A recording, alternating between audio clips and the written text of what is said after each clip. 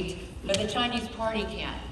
Members of Congress have been shadow banned, they've been put in timeout, and some of them have been told they are never allowed back on the platform again.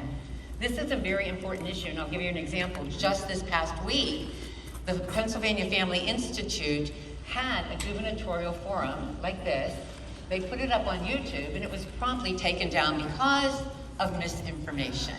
Like that. It was put up, but after a fight. So here's my question, and I will start with Kathy. Big tech definitely needs to be held accountable. What would you propose to do if you were elected to break up that monopoly? Yes, if we didn't know how powerful this small elite group of people were prior to the pandemic, surely we know how powerful they are today, right? Right. And one of the things we must get real straight in this country, COVID does not trump the U.S. Constitution, nor does Google, nor does Facebook, nor does Twitter, right? The First Amendment, I heard earlier someone say, can people enumerate the first 5 rights within the Constitution, in the First Amendment?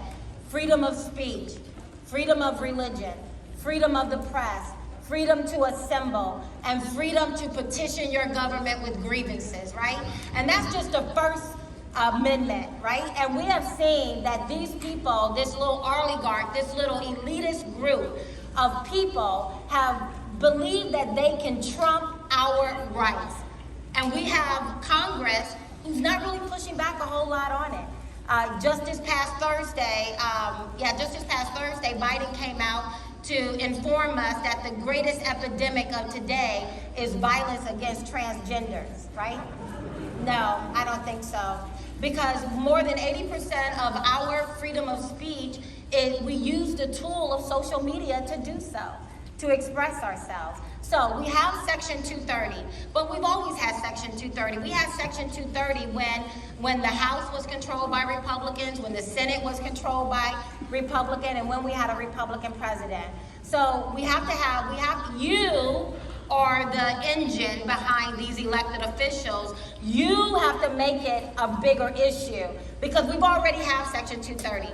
And you have to make sure that they enforce the laws and that it is important to them as much as it is important to you to make sure your voice is not being shadow banned. And Lord knows I feel it.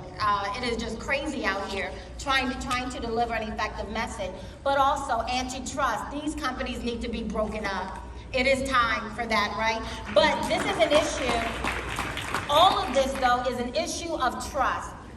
If your child is not in STEM, then what are we talking about? Everyone is talking about STEM, right?